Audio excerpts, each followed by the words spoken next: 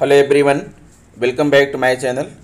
दोस्तों, प्रस्तुत है आज का मॉर्निंग न्यूज़ अपडेट, जिसमें शिक्षा विभाग से कुछ प्रमुख खबरें हैं।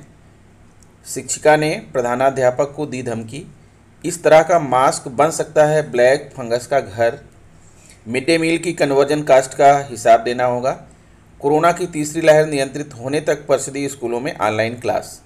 तो आइए देखते हैं दोस्तों, किस तरह का मास्क जो है पहनना चाहिए, कौन सा मास्क जो है ब्लैक फंगस का घर हो सकता है, आपको दिखाते हैं। जी हाँ दोस्तों, ये खबर है चायल कौशाम्बी की। चायल बीआरसी के प्राथमिक विद्यालय पहाड़पुर सुधवर के हेडमास्टर ने आरोप लगाया है कि उनके स्कूल में कार्यरत अध्यापिका के पति पास के एक स्कूल में शिक्षक हैं। वह अपने एक साथी के साथ उनके स्कूल में आकर जान से मारने की धमकी दी है।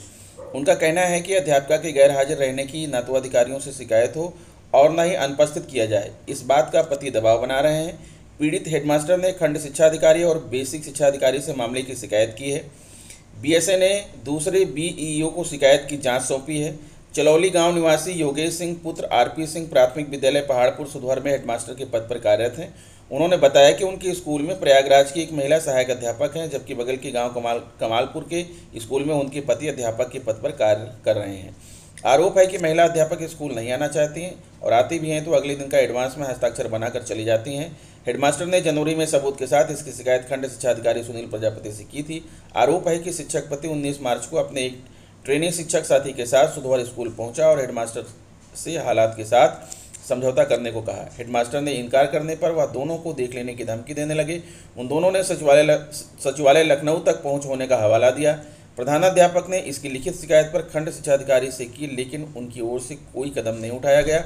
अब उन्होंने बीएसए को इसकी जानकारी देकर किसी दूसरे खंड शिक्षा अधिकारी से जांच कराए जाने की मांग की है। जी हाँ दोस्तों, मास्क भी बन सकता है ब्लैक फंगस का घर, बरतें सावधानी। मास्क बेशक कोरोना वायरस से सुरक्षा देता है, लेकिन मास्क पहनने में लापरवाही से ब्लैक फंगस का खतरा भी खड़ा हो सकता है। माइक्रोबायोलॉजिस्टों की रिपोर्ट बताती है कि बोलने के दौरान मुंह से निकलने वाली सूक्ष्म बूंदें मास्क में नमी बढ़ाती हैं। दूसरी ओर सांस लेने में इसमें फंगस पनपने लायक तापमान बन जाता है। डॉक्टरों का दावा है कि लंबे समय तक एक ही मास्क पहनने वाले मरीजों में ब्लैक फंगस का खतरा ज़्यादा है। कपड़े का मास्क संक्रमण के लिए सर्वाधिक अनुकूल माना जा रहा है, जिसमें धूल व नमी देर तक टिकती है। एनसीआर मेडिकल कॉलेज की माइक्रोबायोलॉजिस्ट डॉक्टर स्वाति तिवारी बताती हैं कि ब्लैक फंगस 25 से 35 डिग्री सेल्सियस तापमान और नम मौसम में पनपता है। मास्क में ये दोनों फैक्टर मिलते हैं। ज़्यादातर मरीज एक मास्क का 3 से 4 दिन तक प्रयोग करते हैं।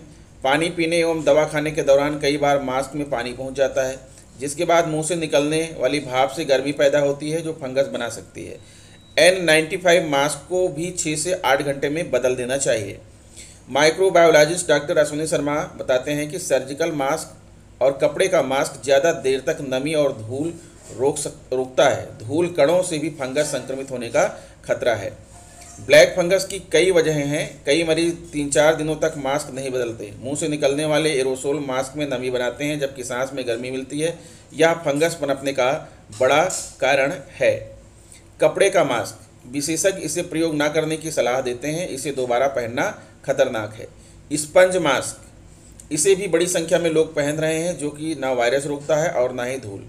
कार्बन मास्क, यह गंध रोकता है, लेकिन वायरस से महज 10 व फंगस से 50% ही बचाव करता है।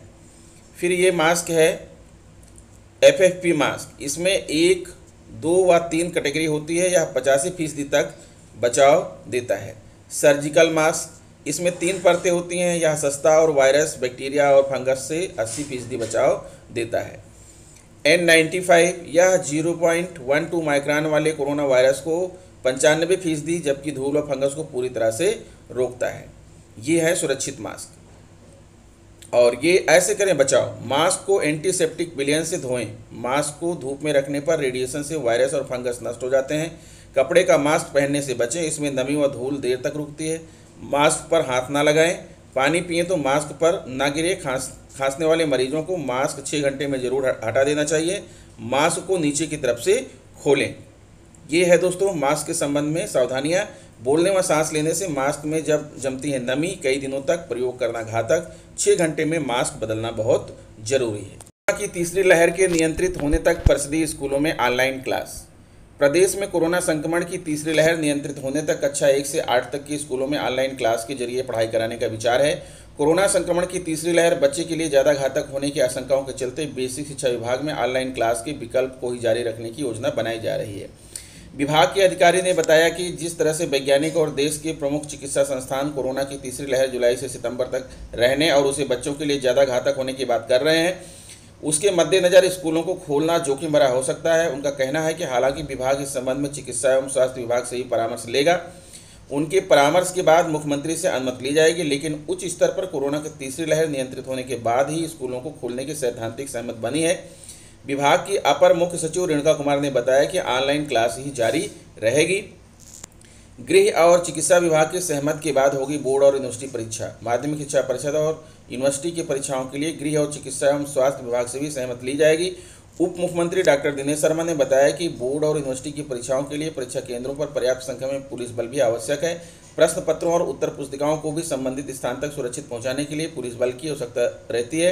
उन्होंने कहा कि मौजूदा परिस्थितियों में परीक्षा केंद्रों पर मेडिकल टीम की भी तैनाती आवश्यक है, ताकि किसी भी परीक्षार्थी, शिक्षक या कर्मचारी में लक्षण दिखने पर या उनकी तबीयत खराब होने पर उन्हें तुरंत चिकित्सीय सहायता उपलब्ध कराई जा सके। उन्होंने बताया कि परीक्षा के लिए गृह और चिकित्सा एवं स्वास्थ्य विभाग से भी सहमति ली जाएगी। कक्षा 1 से 8 तक के मदरसों में भी ऑनलाइन पढ़ाई। मदरसा शिक्षा परिषद ने प्रदेश के सभी तहतानिया और फौकनिया कक्षा 1 से 8 तक स्तर के मदरसों में ऑनलाइन पढ़ाई की अनुमति दे दी है। हालांकि सेकेंडरी, सीनियर सेकेंडरी, कामिल एवं फाजिल की परीक्षा पर अभी निर्णय नहीं लिया जा सका है। कोरोना संक्रमण को देखते हुए मदरसों को 30 मई तक बंद रखने के आदेश दिए गए हैं। रमजान में दीर्घकालीन अवकाश में मदरसों में ऑनलाइन पढ़ाई भी नहीं हो रही थी। मदरसा बोर्ड के रजिस्ट्रार आरपी सिंह ने बताया कि मदरसा प्रबंधन अपनी सुविधा के मुताबिक पठन पाठन को व्यवस्था करेंगे, बाकी को लेकर अभी निर्णय नहीं लिया गया है। राजधानी के प्राइमरी स्कूलों के जिन 2,07,512 बच्चों को पिछले वर्ष जुलाई और अगस्त में 49 दिन के मिड डे मील की कन्वर्जन कास्ट दी गई थी, अब शिक्षक उसका हिसाब नहीं दे पा रहे हैं। करीब 9 महीने बाद भी इसमें से केवल 24,441 बच्चों का हिसाब बेसिक शिक्षा विभाग को मिल पाया है। इस पर शासन और निदेशालय ने कड़ी नाराजगी जताई है। पैसा तो शिक्षक बच्चों के खातों में भेजने की बात कर रहे हैं, लेकिन ना उनके बैंक खाते का नंबर दे पा रहे हैं और ना अन्य जानकारी। शासन ने पिछले वर्ष लॉकडाउन के बाद स्कूल बंद होने की अवधि में मिड डे मील की कन्वर्जन कास्ट बच्चों के अभिभावकों के बैंक खातों में भेजने का निर्देश दिया था। जुलाई और अगस्त 2020 में 49 दिन की कन्वर्जन कास्ट भेजी गई थी। शिक्षकों को बच्चों के अभिभावकों के बैंक खातों में वह रकम भेजनी थी। स्कूलों के हेड और इंचार्ज शिक्षकों को बच्चों के अभिभावकों के बैंक खाते और अन्य विवरण संबंधित बैंकों को उपलब्ध कराने थे। शिक्षकों ने जिनके खाते बैंकों को दिए उनमें पैसा ट्रांसफ़र हो गया, लेकिन इसका विवरण अभी तक विभाग के पास नहीं है कि किन किन बच्चों के अभिभावकों के खातों में पैसा भेजा गया। शासन ने पूरा विवरण प्रेरणा पोर्टल पर अपलोड करने का निर्देश दिया था, ताकि विभाग बैंकों और विभाग के आंकड़ों बैंक खातों का मिलान कर जान सकें कि सही बच्चों के खातों में पैसा गया है नहीं। बेसिक शिक्षा अधिकारी और एडी बेसिक पीएन सिंह ने 17 मई को आदेश जारी कर 49 दिन की कन्वर्जन कास्ट का विवरण प्रेरणा पोर्टल पर अपलोड करने का निर्देश दिया। उन्होंने 15 दिनों का समय दिया। स्कूल 1,83,071 बच्चों के अभिभावकों के बैंक खातों का विवरण नहीं दे पाए। जिन बच्चों के अभिभावकों के बैंक खातों में mid day meal conversion cost भेजी गई, उसका विवरण प्रेरणा पोर्टल पर देना था। अभी तक अधिकारियों ने नहीं दिया। मिड डे मील प्राधिकरण ने इसके लिए अब केवल 15 दिन का समय दिया है। हमने सभी खंड शिक्षा अधिकारियों को निर्देशित किया है, निर्धारित अवधि में विवरण न आने पर कार्रवाई होगी। पीएन सिंह बेसिक शिक्षा अधिकारी व एडी बेसिक। तो दोस्तों, ये रहा आज का मॉर्निंग अपडेट। अगर आपको वीडियो अच्छा लगा है तो प्लीज़ मेरे चैनल को सब्सक्राइब कर लीजिए। खबरों से अपडेट रहिए। वीडियो को लाइक कीजिए, शेयर कीजिए। मिलते हैं आपसे नेक्स्ट वीडियो में। नमस्कार।